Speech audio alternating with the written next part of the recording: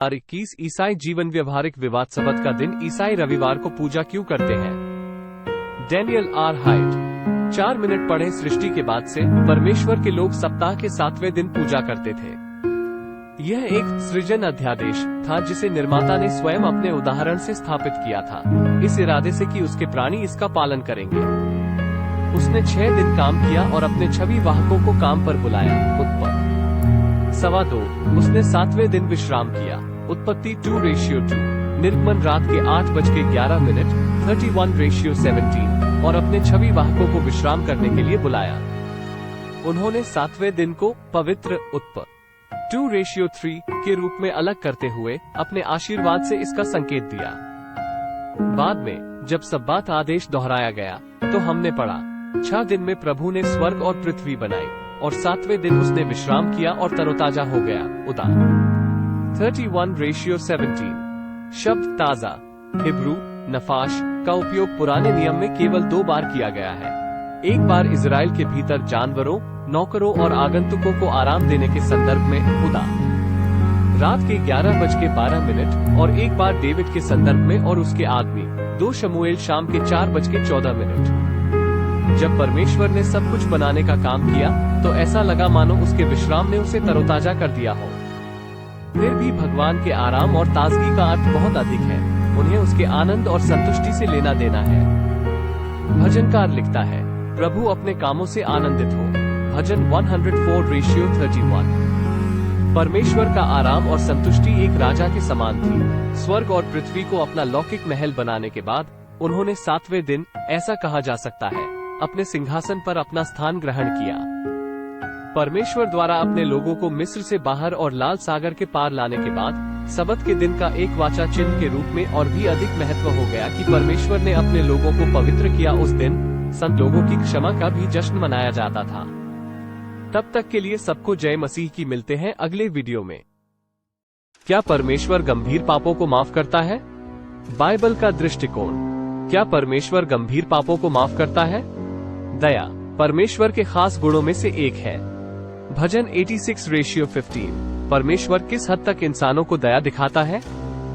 भजनहार ने लिखा, हे याह, यदि तू अधर्म के कामों का लेखा ले तो हे प्रभु कौन खड़ा रह सकेगा? परंतु तू क्षमा करने वाला है जिससे तेरा भय माना जाए।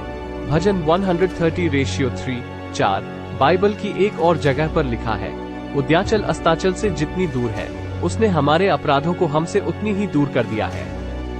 जैसे पिता अपने बालकों पर दया करता है वैसे ही यहोवा अपने डरवैयों पर दया करता है, क्योंकि वो हमारी सृष्टि जानता है और उसको स्मरण रहता है कि मनुष्य मिट्टी ही है। इन आयतों से साफ जाहिर है कि यहोवा दया का सागर है और वो इंसानों को पूरी तरह माफ करता है। साथ ही जब वो दया दिखाता है तो याद रखता है कि हम मिट्टी ही हैं। यानी वो इस बात का ध्यान रखता है कि हमारी हदें क्या है और असिद्ध होने की वजह से हमें कौन सी कमजोरियां हैं। आइए इस मामले में बाइबल की कुछ मिसालों पर एक नजर डालें। प्रेरित पतरस ने 3 बार मसीह को जानने से इनकार कर दिया था। प्रेरित पौलुस ने मसीही बनने से पहले यीशु के चेलों पर बहुत जुल्म ढाए थे। उसने उन्हें सजाए मौत देने के पक्ष में अपनी सम्मति भी दी थी। यहाँ तक कि वह एक मसीही के मार डाले जाने के फैसले से सहमत था। अलावा कुरिन्थ में कई लोग मसीही बनने से पहले पियक्कड़, अंधेर करने वाले और चोर थे भी। कुछ समय बाद परमेश्वर ने इन सब पर अनुग्रह किया। आखिर परमेश्वर ने उन्हें माफ क्यों किया? प्रभु यीशु ने कहा था, जो मुझसे हे प्रभु कहता है उनमें से हर एक स्वर्ग के राज्य में प्रवेश न करेगा, परंतु वही जो मेरे स्वर्गीय पिता की इच्छा पर चलता है। उस दिन बहुत से लोग मुझसे कहेंगे, हे प्रभु, क्या हमने तेरे नाम से भविष्यवाणी नहीं की और तेरे नाम से दुष्टात्माओं को नहीं निकाला और तेरे नाम से बहुत से आश्चर्यकर्म नहीं किए? तब मैं उनसे खुलकर कह दूंगा, मैंने तुमको कभी नहीं जाना। हे कुकर्म करने वालों, मेरे पास से चले जाओ। जो लोग परमेश्वर कहते हैं वे सभी परमेश्वर में विश्वास करते हैं और उसकी सेवा करते हैं। उन्होंने हमेशा बलिदान दिया है, खुद को खपाया है और प्रभु के लिए कड़ी मेहनत की है और उन्होंने सुसमाचार का प्रचार और कलीसियाओं का निर्माण किया है। ये सब करके क्या उन्होंने प्रभु की इच्छा का पालन नहीं किया है? जब प्रभु यीशु वापस आता है तो वे प्रभु द्वारा सराहे क्यों नहीं जाएंगे, और क्यों इसके बजाय उन्हें बुराई करने वालों के रूप में निंदित किया जाएगा? और परमेश्वर की गवाही दी हुई होगी, ये वे सब लोग होंगे जिन्होंने अपने कर्तव्य पूरे किए हैं और जिन्होंने जानबूझकर परमेश्वर को समर्पण किया है, जो केवल सत्य का अभ्यास करने से बचने की इच्छा के साथ सेवा करने के अवसर का लाभ उठाना चाहते हैं, उन्हें रहने नहीं दिया जाएगा। परमेश्वर के पास प्रत्येक व्यक्ति के परिणामों के प्रबंधन के लिए उचित मानक है। वह केवल यूं ही किसी के शब्दों या आचरण के अनुसार ये निर्णय नहीं लेता, न ही वो एक अवधि के दौरान किसी के व्यवहार के अनुसार निर्णय लेता है। अतीत में किसी व्यक्ति द्वारा परमेश्वर के लिए की गई किसी सेवा की वजह से वो किसी के दुष्ट व्यवहार के प्रति नरमी कतई नहीं करेगा, न ही वो परमेश्वर के लिए एक बार स्वयं को खपाने के कारण किसी को मृत्यु से बचाएगा। कोई भी अपनी दुष्टता के लिए प्रतिफल से नहीं बच सकता, न ही कोई अपने दुष्ट आचरण को छिपा सकता होते हैं। वे पुरस्कार की तलाश नहीं करते। यदि लोग तब परमेश्वर के लिए वफादार हैं, अनंत काल तक जीवित नहीं रह सकते, न ही वे विश्राम में प्रवेश कर सकते हैं। केवल धार्मिक लोग ही विश्राम के अधिकारी हैं। यीशु के नाम में आमीन। यीशु का वचन, दूसरों को दोषी ठहराने के प्रति दूसरों पर दोष लगाने की आदत मत डालो ताकि तुम पर भी दोष न लगाया जाए। क्योंकि तुम्हारा न्याय उसी फैसले के आधार पर होगा जो फैसला तुमने दूसरों का न्याय करते हुए दिया था, और परमेश्वर तुम्हें उसी नाप से नापेगा जिससे तुमने दूसरों को नापा है। 3. तू अपने भाई बंदों की आंख का तिनका तक क्यों देखता है, जबकि तुझे अपनी आंख का लट्ठा भी दिखाई नहीं देता?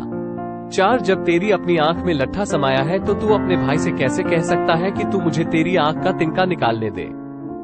5. ओ कपटी, पहले तू अपनी आंख से लट्ठा निकाल, फिर तू ठीक तरह से देख पाएगा और अपने भाई की आंख का तिनका निकाल पाएगा।